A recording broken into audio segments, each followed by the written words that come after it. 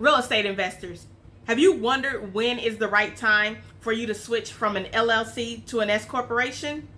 Well, you've come to the right place because we're going to explore the benefits and opportunities for when it's time for you to make that switch. If you don't know who I am, my name is Nikki Burns, and I help six-figure multifamily buy and hold investors save on average $50,000 in taxes and maximize their cash flow so they can add more doors to their portfolio. And before we get started, please hit that like button and subscribe to my channel so we can help other investors to see this video.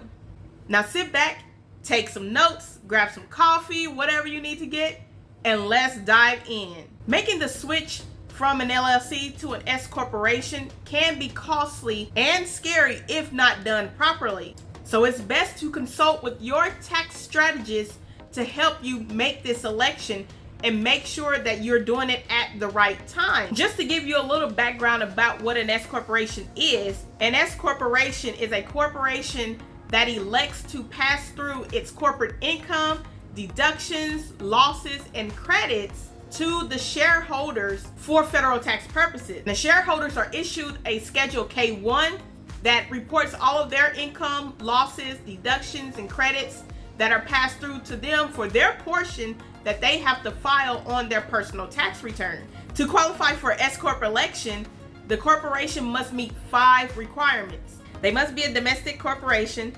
2, the shareholders must be an individual, a United States citizen, and or an estate or a certain trust. 3, they cannot have more than 100 shareholders.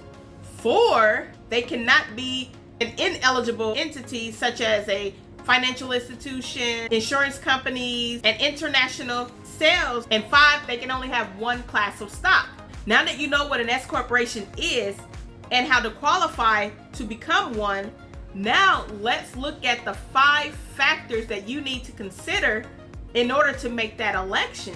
Now, the first factor you want to consider is your net income and your taxes. Now, this is some accounting terminology here with the net income. So net income is your revenues minus your expenses. Net income is the most crucial aspect for you to consider. If your LLC is consistently netting at least $40,000 or more, then you may want to consider making an S corporation election. And by doing so, you'll reduce your self-employment taxes and optimize your tax savings.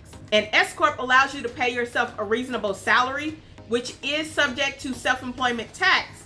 However, you can also take an additional distribution from the profits left over, which is not subject to self-employment tax. Let me show you an example of the tax savings that you will incur when you have an S corporation versus an LLC. Let's say that your LLC makes $100,000 in revenue, you have $50,000 in expenses, and then you take a owner distribution of $30,000, which leaves a net profit of $20,000. Well, regardless of whether or not you paid yourself just that $30,000, you still have to pay self-employment tax on that entire $50,000. So we take that $50,000 and multiply that by 15.3%. That leaves you a self-employment tax of $7,650.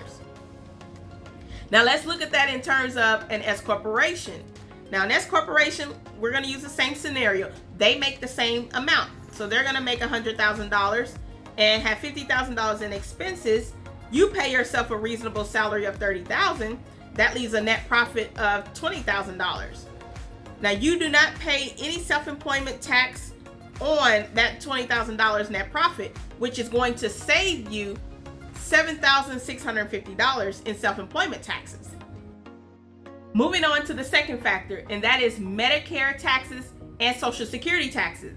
Because you're on payroll, you can structure your compensation by taking a distribution in addition to your reasonable salary, thereby saving you on the Medicare and Social Security taxes. Moving on to the third factor, and that is attracting investors and partners.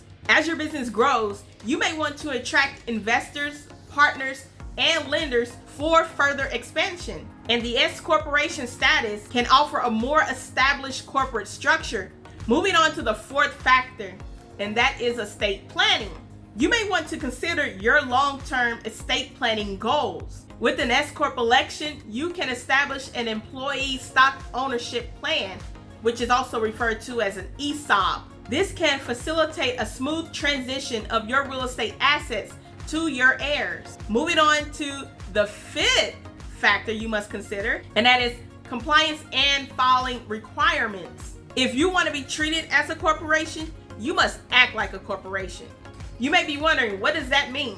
There are strict requirements and additional paperwork that you have to keep up with in order to maintain that S-Corporation good standing.